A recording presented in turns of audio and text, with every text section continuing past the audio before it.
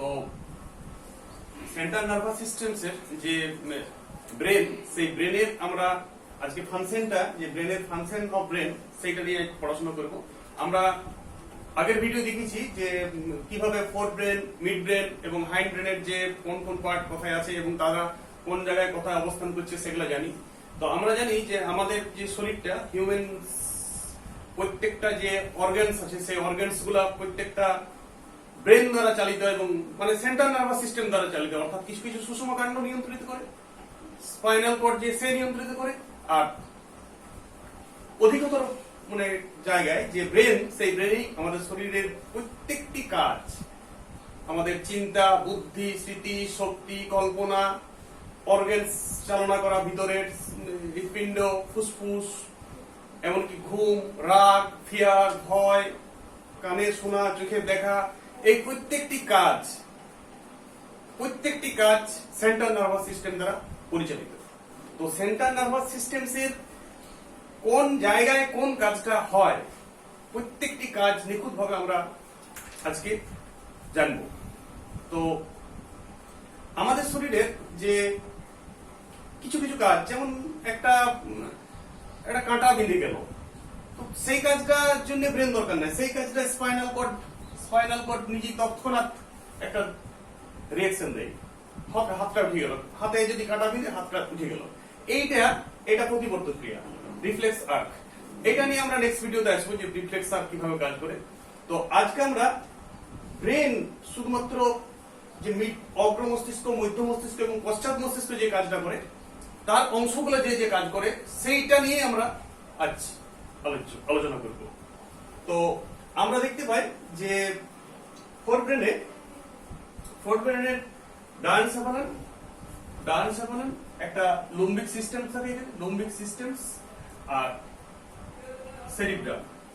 তো এই তিনটা মূলত অংশ নিয়ে, এটা ডান সাফালান, লুম্বিক সিস্টেমস আর ফোর ব্রেন, মানে সেরিব্রাম নিয়ে, এই তিনটি পার্ট নিয়ে ফোর ব্রেন। তো ফোর ব্রেনের কোন অংশ কি কাজ করে সেইটা আমরা দেখছি। এখন ফোর ব্রেনের সব থেকে যেটা নিচে, সেইটা আমরা বলি হাইপোথ্যালামাস। কি নাম? হাইপোথ্যালামাস। এটার অবস্থান ঠিক থ্যালামাসের নিচে থাকে হাইপোথ্যালামাস। হাইপো কথার অর্থ নিচে, অর্থাৎ থ্যালামাসের নিচে অবস্থান করে বলে এটার নাম হাইপোথ্যালামাস। এই হাইপোথ্যালামাস ব্রেনের কয়েকটা গুরুত্বপূর্ণ কাজ করে। যেমন হাইপোথ্যালামাস হচ্ছে আমাদের যে কোনো ধরনের বডি টেম্পারেচারটাকে ফিট করে। কত টেম্পারেচার হবে? জেনারেলি মানুষের 36.9 ডিগ্রি সেন্টিগ্রেড বডি টেম্পারেচার থাকে। এবার কোনো কারণে যদি শরীরের কোনো ইনার বা আউটারে যদি কোনো ইনফেকশন হয়, তাহলে সেই ইনফেকশনের জন্য আমাদের বডি টেম্পারেচারটা বোধ করে। এটা আবার একটা রিঅ্যাকশন, ওই ইনফেকশনটার একটা রিঅ্যাকশনের জন্য বডি টেম্পারেচারটা একটু বাড়ে যায়। যখনই বডি টেম্পারেচারটা বাড়তে থাকে, তখন হাইপোথ্যালামাস কি করে, ওই বডি টেম্পারেচার যদি 36.9 ডিগ্রি সেন্টিগ্রেড থাকে, সেটাকে 37 ডিগ্রি বা 37.5 ডিগ্রি বা 38 ডিগ্রি পর্যন্ত ফিট করে। তখন আমাদের শরীরটা যে 36.9 আমাদের ঠান্ডা লাগতে শুরু করে, তখন আস্তে আস্তে ওই শরীরটা উত্তপ্ত হয়ে যায়। এভাবে হাইপোথ্যালামাস আমাদের দেহের তাপটাকে নিয়ন্ত্রিত করে। তাছাড়া আমরা দেখেছি যে হাইপোথ্যালামাস মাঝে মাঝে ও শরীরের রক্তের গ্লুকোজের লেভেলটাকে চেক করে। রক্তের গ্লুকোজের লেভেল যদি কমে যায়, তখন একটা ক্ষুধার অনুভব সৃষ্টি হয়, যে আমাদের খিদা পেয়েছে। তো সেই ধরনের খিদা বা পিপাসা, এই সকল যে অনুভূতিগুলো হাইপোথ্যালামাস নিয়ন্ত্রিত করে। শরীরের খিদা লাগছে কিনা, খিদা আমাদের লাগে না, খিদা লাগে হাইপোথ্যালামাসের। হাইপোথ্যালামাস ওই খিদার অনুভূতি বা তৃষ্ণার অনুভূতি এগুলোকে নিয়ন্ত্রিত করে। তাছাড়া এইটা যে কোনো ধরনের যে হরমোনস, আমরা জানি পিটুইটারি গ্রন্থি, আমরা 9-8 পড়ে এসেছি যে পিটুইটারি যে গ্ল্যান্ড শরীরের প্রভুগ্রন্থি, সেই পিটুইটারি গ্ল্যান্ডটার প্রভু হচ্ছে হাইপোথ্যালামাস। হাইপোথ্যালামাসই এই কিছু কিছু হরমোনস পিটুইটারিকে উদ্দীপ্ত করে, যেমন টিআরএইচ, থাইরয়েড রিলিজিং হরমোন, সেইটা আবার ওইখানে থাইরয়েড স্টিমুলেটিং সারা পিটুইটারি, তবে থাইরক্সিন আমার থাইরয়েড থেকে নির্গত হয়। অর্থাৎ হাইপোথ্যালামাস প্রথমে উদ্দীপ্ত করে পিটুইটারিকে, এইভাবে একটা আছে। তাছাড়া হাইপোথ্যালামাস নিজেও কিছু হরমোন, যা লাইক এডিএইচ, অ্যান্টিডাইরেটিক হরমোন, অক্সিটোসিন, এই সকল হরমোনগুলা হাইপোথ্যালামাস নিজেই নিঃসৃত করে এবং পিটুইটারির পশ্চাৎ প্রকোষ্ঠে জমা রাখতে পারে এগুলা। এরকম একটা নিজে নিঃসৃত করতে পারে বা পিটুইটারিকে হরমোন নিঃসরণে উত্তেজিত করতে পারে। আর হাইপোথ্যালামাস কিছু অটোনোমাল নার্ভাস সিস্টেম আছে আমাদের শরীরে। অটোনোমাল নার্ভাস সিস্টেমস গুলার রিলে সেন্টার রূপে কাজ করে। অটোনোমাল যে নার্ভাস সিস্টেম তার রিলে সেন্টার রূপে কাজ করে। তাহলে আমরা দেখে নিলাম যে হাইপোথ্যালামাস যে অগ্র মস্তিষ্কের সব থেকে নিচের অংশ হাইপোথ্যালামাস এবং সব থেকে গুরুত্বপূর্ণ একটা অংশ ডায়ানসেফালনের। সে কি কাজ করলো? বডি টেম্পারেচার নিয়ন্ত্রণ করলো, আমাদের ক্ষুধা, আমাদের তৃষ্ণা, আর কি করলো? কিছু হরমোন নিয়ন্ত্রিত করলো, কিছু নির্গত করছে, যেটা পিটুইটারি থেকে অন্য হরমোন নির্গত করতে সাহায্য করছে বা নিজেও কিছু হরমোন নিশ্চিত করতে পারে। আর কি করতে পারে? যে অটোনোমাল নার্ভাস সিস্টেম আছে শরীরের, এই পাকস্থলী চলা, হৃৎপিণ্ড চলা, অটোনোমাল, যেটা আমাদের ইচ্ছার উপর নিয়ন্ত্রিত করে না, সেইগুলোরও রিলে সেন্টার রূপে কাজ করে। থ্যালামাসে আমি রিলে সেন্টারটা আবার ভালো করে পড়ি। তো এইগুলো আমাদের হাইপোথ্যালামাসের ফাংশন। এবার হাইপোথ্যালামাসের ঠিক উপরে আমরা দেখেছি একটা ছোট্ট অংশ থেকে ডায়ানসেফালনের, সেটা হচ্ছে থ্যালামাস। এই থ্যালামাস, এটা ভালো করে দেখো, এই থ্যালামাস, এই থ্যালামাস যে কাজটা করে সেটা হচ্ছে এর রিলে সেন্টার রূপে কাজ করে। অর্থাৎ রিলে সেন্টার কি? আমাদের শরীরের যত যে নার্ভাস সিস্টেম আছে, সোমাস্টিক নার্ভাস সিস্টেম জেনারেলি, সেইটা প্রথমে সব ফাইবার, নিউরন ফাইবার গুলো যায় থ্যালামাস। থ্যালামাস এবার এখান থেকে কি করে?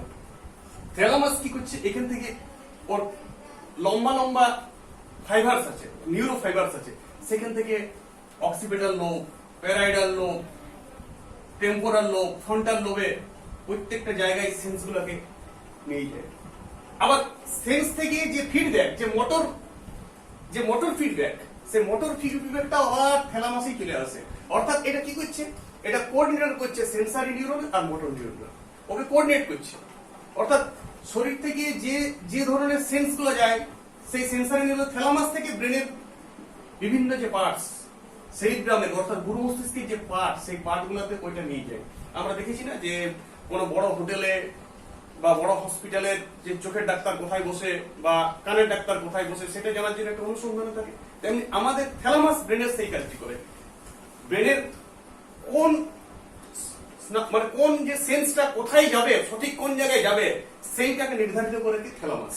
আবার মোটর যে অ্যাক্টিভিটি, মোটর অ্যাক্টিভিটিটাও ওই জায়গা থেকে আবার থ্যালামাসে আসে। তারপর আমার শরীরের যে হাতে, যদি হাতটা সরাইতে হবে তো হাতে যায়, সেটাও থ্যালামাস নিয়ন্ত্রিত করে। অর্থাৎ ও সেন্সারি নিউরন এবং মোটর নিউরনের কোঅর্ডিনেটর রূপে কাজ করছে কে? থ্যালামাস। তো থ্যালামাস মোটামুটি এইটাই কাজ করে। এবার ঠিক হাইপোথ্যালামাস আর থ্যালামাসের পাশে একটা এপিথ্যালামাস থাকে। এপিথ্যালামাসটাকে আমরা পিনিয়াল বডিও বলি। ফরাসি দার্শনিক রেনে দাকার্তে এটাকে আবার সোল অফ হিউম্যান ব্রেন, অর্থাৎ আত্মা, এটাকেই বলিছে। পিনিয়াল বডির কাজ ঠিক স্নায়বিক কাজ খুব কম আছে, কিন্তু কিছু কিছু হরমোনাল ফাংশন আছে, যেমন মেলানোসাইট হরমোন নিয়ন্ত্রিত করে, মেলানোসাইট যেটা স্কিনের বা আমাদের যে রাত দিন যে ঘুমের যে চক্রটা, সেটাকে নিয়ন্ত্রিত করতে পারে। বা সরীসৃপ বা অন্যান্য প্রাণীর ক্ষেত্রে এই অর্গানটা যে এপিথ্যালামাস, সেটা ওই সিজনাল যে সেক্সুয়াল অ্যাক্টিভিটি, সেটাকে নিয়ন্ত্রিত করতে পারে। তো জেনারেলি এটা শরীরের সব থেকে ছোট অন্তঃক্ষরা গ্রন্থি। সব থেকে বড় অন্তঃক্ষরা গ্রন্থি আমরা জানি যে থাইরয়েড, সব থেকে ছোট অন্তঃক্ষরা গ্রন্থি কোনটা? এপিথ্যালামাস। তো নার্ভের কাজ সেটা কিন্তু এটা এপিথ্যালামাস ডায়ানসেফালনের অংশ, কিন্তু নার্ভ মানে স্নায়বিক কোনো কাজ খুব কম আছে। এর অন্তঃক্ষরা মানে এন্ডোক্রাইন কাজটা করে। ঠিক আছে, তো আমরা এই ডায়ানসেফালনের কাজগুলো হাইপোথ্যালামাস, থ্যালামাস এবং এপিথ্যালামাসের কাজটা দেখতে পেলাম। ঠিক এইটার উপরে ডায়ানসেফালনের উপরে এক ধরনের বিশেষ ধরনের সাবকর্টিক্যাল নিউক্লিয়াই দ্বারা গঠিত একটা সিস্টেমস দেখা যায়। সেই সিস্টেমটিকে আমরা বলি লিম্বিক সিস্টেমস, যেটা আমরা দেখেছিলাম আগের ভিডিওতে। হিপোক্যাম্পাস, এমাগডালাস সেক্টম নিয়ে গঠিত। তো সেই অংশটাতে কিছু সাবকার্টিলেজ নিউক্লিয়াই থাকে। তো এই জায়গাটা আমাদের যে এক্সপ্রেস অফ ইমোশন, অর্থাৎ আবেগটাকে, আমাদের শরীরের আবেগ, আমরা sexual behaviour, excite, pleasure, fair, race অর্থাৎ ঘৃণা, কাউকে ভালো লাগা, ভালোবাসা বা ঘৃণা করা কাউকে, এই সকল যে ক্রিয়াকলাপ, সেই ক্রিয়াকলাপটা নিয়ন্ত্রিত করে একটা সিস্টেম শরীরে, সেটা লিম্বিক সিস্টেমস। অর্থাৎ কাউকে খারাপ লেগে গেল, আমি তাকে মারি দিলাম, অর্থাৎ একটা জানোয়ারের মতন অ্যাক্টিভিটি, বা কাউকে ভালো লাগলো তার সাথে আমি কোনো সেক্সুয়াল রিলেশন হয়ে গেল, যেটা হয়ে যায়, যেটা মানে আমরা অত ভাবি বুঝে কাজ করি না, যেটা দেখলাম হয়ে গেল। এই সিস্টেমটা লিম্বিক সিস্টেম, অর্থাৎ জানোয়ারের মধ্যে, জন্তু পশু প্রাণীদের মধ্যে এই লিম্বিক সিস্টেমটা খুব সক্রিয়।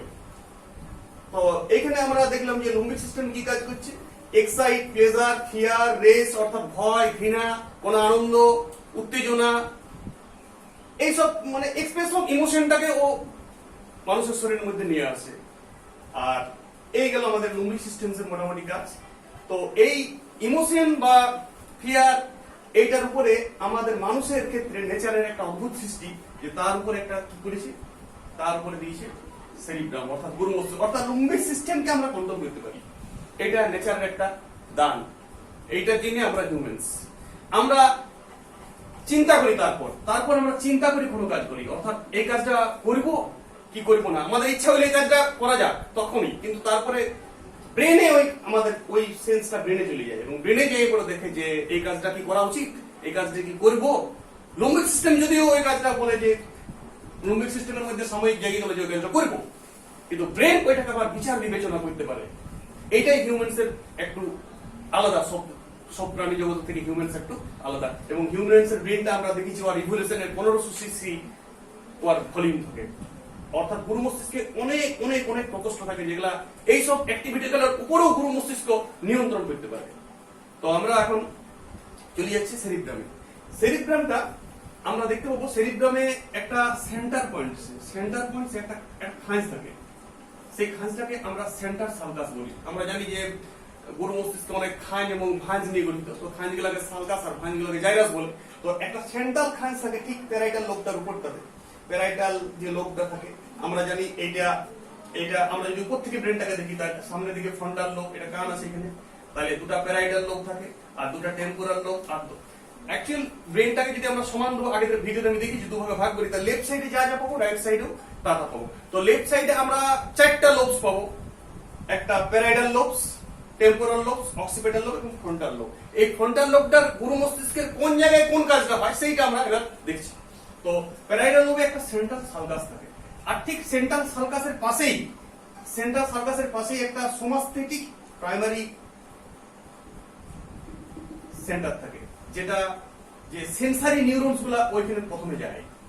আর তার পাশেই থাকে একটা অ্যাসোসিয়েটেড সেন্টার, সোমাস্থেটিক অ্যাসোসিয়েটেড সেন্টার, যাই থাকে মেন, তার পাশেই থাকে একটা অ্যাসোসিয়েটেড এলাকা, অর্থাৎ প্রথমে এখানে যায়, তারপর এই জায়গাটা সবাই মিলিয়ে নিয়ন্ত্রিত করে। ঠিক যেমন হেড অফিসের আন্ডারে অনেক লোক কাজ করে, ঠিক অ্যাসোসিয়েটেড এরিয়া প্রত্যেকটা জায়গায় মেন সেন্টার একটা থাকে আর একটা অ্যাসোসিয়েটেড এরিয়া। তো ঠিক সেন্টার সালকাসের উপরে যে এই দিকটায়, বাঁ দিকটায় থাকে সোমাস্থেটিক প্রাইমারি সোমাস্থেটিক সেন্টার, আর তারপরে অ্যাসোসিয়েটেড সেন্টার। ঠিক তার সেন্টার সালকাসের যে মানে ডাইন দিকে থাকে primary motor relay centre, motor centre, এবং তার পাশেই থাকে মোটর অ্যাসোসিয়েটেড সেন্টার, অর্থাৎ কোনো কিছু আদেশ এখান থেকে মূলত শরীরের বিভিন্ন জায়গায় ছড়িয়ে যায়। তার পাশে এখানে থাকে অক্সিপিটাল সেন্টার আর ভিজুয়াল সেন্টারের এলাকাটা, পাশের এলাকাটা ভিজুয়াল অ্যাসোসিয়েটিভ সেন্টার। এখানে থাকে টেম্পোরাল সেন্টারের এখানে কানের অডিটরি সেন্টার থাকে, তার পাশেই থাকে অডিটরি অ্যাসোসিয়েটিভ সেন্টার। তেমনি এইখানে থাকে আমাদের কি নতুন কোনো কাজ, নতুন কোনো সমস্যা, কোনো কঠিন অঙ্ক, সেটা আমরা চলে যাই সবসময় ফোর্থ ব্রেনে যেটা প্রিফ্রন্টাল এরিয়া চলে যায়, এবং সেইটা চলে নতুন কোনো সমস্যা যেটা আগে কোনোদিন দেখা যায় না, সেই সমস্যাটা ব্রেন অতি চিন্তা ভাবনা করে করতে হয়, সেইটা চলে যায় প্রিফ্রন্টালে, এবং তার সামনেই থাকে প্রিফ্রন্টাল অ্যাসোসিয়েটিভ এরিয়া। প্রত্যেকটা জায়গায় একটা মেন জায়গা থাকে, তার পাশাপাশি এলাকাটা জুড়ে যেটা থাকে সেটা আবার অ্যাসোসিয়েটেড এরিয়া। তো এইটা সেন্ট্রাল সার্কাসের এই দিকটাই থাকছে মূলত, যেটা সেইটা থাকছে যে সোমাস্থেটিক প্রাইমারি সেন্টার, যেটা সেন্সারি নিউরনগুলোকে ক্যাচ করতে পারে। থ্যালামাস থেকে এটা ছড়া হয়, আমরা বললাম একটু আগে যে থ্যালামাস রিলে সেন্টার রূপে কাজ করে। সেই কোনো কাজ এখানে চলে যায়, এখান থেকে সেই কাজটা আস্তে আস্তে মোটর নিউরনের দিকে যায়, মোটর নিউরন যে আদেশ দেয়, সেই মোটর যে রেসপন্স, সেই মোটর রেসপন্সটা আবার থ্যালামাসে চলে আসে, থ্যালামাস থেকে শরীরের বিভিন্ন জায়গায় চলে যায়। এইভাবে যে আমাদের যে সেরিব্রামের যে লোবস, 4টা লোবস আছে, সেই 4টা লোবস বাঁ দিকেও ডান দিকেও একই কাজ করে চলেছে, যে প্রত্যেকটা জায়গায় সঠিক জায়গায় যায় এবং সঠিকভাবে কাজটাকে বুঝে চিন্তা করে সেই কাজটার উপর আমাদের কোনো অ্যাক্টিভিটি বা কোনো মোটর রেসপন্স আবার ফিডব্যাক হয়ে আসে, আবার আমার সেই কাজটা করতে পারি। এভাবে যে সেরিব্রাম, যে ফোরব্রেনের সব থেকে ভাইটাল অংশ মানুষের শরীরে, সেই সেরিব্রাম প্রত্যেকটা অ্যাক্টিভিটিকে শরীরে নিয়ন্ত্রিত করছে। তো এবার আমরা চলে যাই মিড ব্রেনে। মিড ব্রেনে আমরা যদি যাই তাহলে মিড ব্রেনে আমরা দেখতে পাবো যে মিড ব্রেন ঠিক এখানে হাইপোথ্যালামাস, থ্যালামাস, হাইপোথ্যালামাস, থ্যালামাস, তার নিচে একটা, এটা যদি ফোর ব্রেন হয়, ফোর ব্রেনের নিচটাতে ঠিক এইটুকু পোর্শনে থাকে মিড ব্রেন। মিড ব্রেনের আমরা দুটো অংশ দেখতে পাই, একটা কর্পোরা কোয়াড্রিজেমিনা থাকে, চারটা অংশ, উপরের দুটো ছোট ছোট অংশ আর নিচের দুটো ছোট ছোট অংশ। উপরের অংশটাকে বলা হয় সুপিরিয়র কলিকুলাই আর নিচের অংশটাকে বলা হয় ইনফেরিয়র কলিকুলাই। তো এই সুপিরিয়র কলিকুলাই জেনারেলি ভিশন ট্র্যাক, অর্থাৎ চোখ থেকে যেটা অক্সিপিটাল লোবে যে ট্র্যাকটা যাচ্ছে, সেই ট্র্যাকটা, স্নাউট যে ট্র্যাকটা, সেই ট্র্যাকটা যায় সুপিরিয়র কলিকুলাই দিয়ে, আর অডিটরি ট্র্যাক অর্থাৎ কানে শোনার যে ট্র্যাকটা সেটা যায় ইনফেরিয়র কলিকুলাই। এটা শুধু ট্র্যাকিং কাজ করে, অর্থাৎ যে ভিজুয়াল একটা ট্র্যাকিং এর কাজ করছে মিড ব্রেনের উপরের পোর্শন সুপিরিয়র কলিকুলাই, আর মিড ব্রেনের যে নিচের পোর্শন ইনফেরিয়র কলিকুলাই, সেইটা ওই যেটা কানে শোনার যে অডিটরি সাউন্ড যাইছে সেই ট্র্যাকটাকে বহন করে। এছাড়াও মানে মিড ব্রেনটাকে অনেকেই সেরিব্রাম, পেডাঙ্কল বা টেকটাম সেই সব নিয়ে পড়ে। তো আমরা সহজ করে এনসিইআরটি সিলেবাসে কর্পোরা কোয়াড্রিজেমিনা এবং সুপিরিয়র কলিকুলাই এবং ইনফেরিয়র কলিকুলাই দিয়ে এটাকে বোঝানো হয়েছে। এনসিইআরটি সিলেবাসের মধ্যে রেখে আমি এটাকে, তার বাইরে প্রয়োজন নেই পড়ার, তার বাইরে অনেক কাজ থাকে কিন্তু তার বাইরে কোনো জানার প্রয়োজনই নেই এই সময়। এরপর আমরা চলে যাব ব্রেনের সব থেকে নিচের অংশে। ব্রেনের সব থেকে নিচের অংশে থাকে হাইন্ড ব্রেন। হাইন্ড ব্রেন পশ্চাৎ মস্তিষ্ক। সেই পশ্চাৎ মস্তিষ্কের যে অংশগুলো দেখতে পাই সেটা আমরা দেখেছিলাম আগের ভিডিওতে, যে সেরিবেলাম অর্থাৎ লঘু মস্তিষ্ক, আর থাকে পন্স আর মেডুলা অবল্যাঙ্গা। তো এই পোর্শনটার মধ্যে সব থেকে গুরুত্বপূর্ণ অংশ আমি মনে করি যে মেডুলা অবল্যাঙ্গা।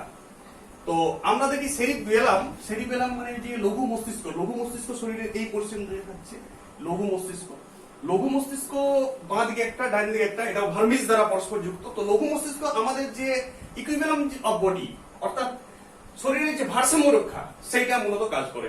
আমরা এই যে হাঁটি, একটা ট্র্যাক যদি এঁকে দেওয়া হয়, সোজা পথে আমরা ঠিক হাঁটি চলেছি, বা আমাদের যে কথা বলার জন্য যে ভারসাম্য দরকার বাকযন্ত্রে, ল্যারিক্সে, সেই কথা বলা, ক্লিয়ার কথা বলি, সূক্ষ্ম কথা বলি, এই কথা বলা, বা কিছু পেশি তন্ত্রকে নিয়ন্ত্রিত করতে পারে, কিছু মোটর মাসেলসকে নিয়ন্ত্রিত করতে পারে কে?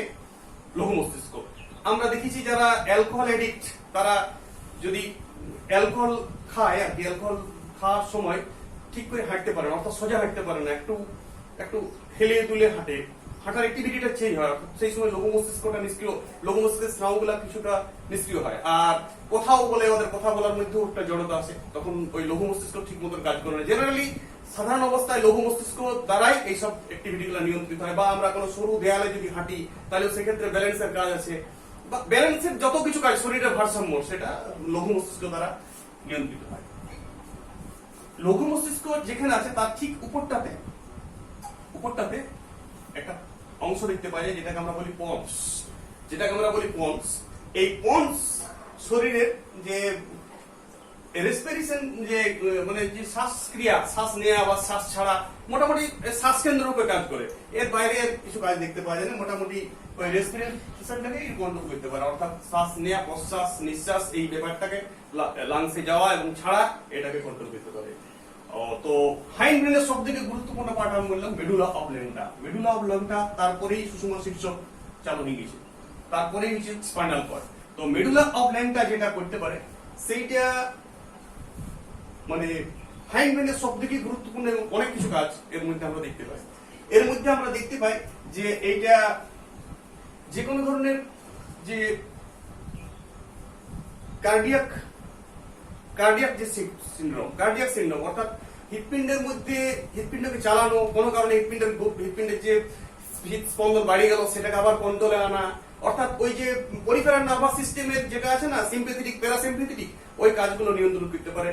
এটা আবার শ্বাস প্রশ্বাসকেও নিয়ন্ত্রিত করতে পারে, যে ডায়াফ্রাম এবং ইন্টারকোস্টাল পেশি আছে তার উপর নিয়ন্ত্রিত করতে পারে মেডুলা করতে পারে আমাদের কিছু গ্যাস্ট্রিসেন যে অর্গানস আছে লিভার্স বা পাকস্থলী সেইটা থেকে ওইখানে ভমিটিং সেন্টার রূপে অর্থাৎ এখান থেকে আমরা মাঝে মাঝে কাফিং বা স্নেচিং এইসব কাজ, কাশি হাঁচি বা অনেক সময় বমি, মাথা ঘোরা এইসব অ্যাক্টিভিটি কাজ করে। এটা খুব সেন্সিটিভ জায়গা। আর তাছাড়া এই জায়গাটাতে, এই মেডুলাতে জায়গাটা আমরা জানি মানুষের শরীরের যেটা বাঁ দিকের শরীরের অংশ, তার যে অনুভূতি গুলা, তার যে সেন্স গুলা, সেই সেন্স গুলা ডাইন হেমিস্ফিয়ারে যায়, অর্থাৎ গুরু মস্তিষ্কের ডাইন দিকে যায়। আবার ডাইন দিকের যেটা মানে স্নায়বিক অ্যাক্টিভিটি, সেই স্নায়বিক অ্যাক্টিভিটি গুলা সব ক্রস হয়ে কোন দিকে যায়? বাঁ দিকের গুলা ডাইন দিকে, বাঁ দিকের কিছু কাজ ডাইন দিকে ব্রেনে যায় হেমিস্ফিয়ারে, আর ডাইন দিকের কিছু কাজ কোন দিকে যায়? বাঁ দিকে। ঠিক মেডুলা যে পোরশনটা, মেডুলা পোরশনটাতে যে অ্যাকশন যে তন্তুগুলো থাকে সেগুলা ক্রস হয়, সেগুলা ক্রস হয়, অর্থাৎ বাঁ দিকে লেফট সাইডে একটা রাইট সাইডে, আর রাইট সাইডে একটা লেফট সাইডে, লেফট হেমিস্ফিয়ারে যায়। তো এইটা একটা এই ক্রস ট্রেকিং 90% স্নায়ু মূলত এইভাবে ক্রস হয়। বাকি আদার 10% স্নায়ু সরাসরি বাঁ দিকেরটা বাঁ দিকেই যায় বা ডান দিকেরটা ডান দিকেই যায়।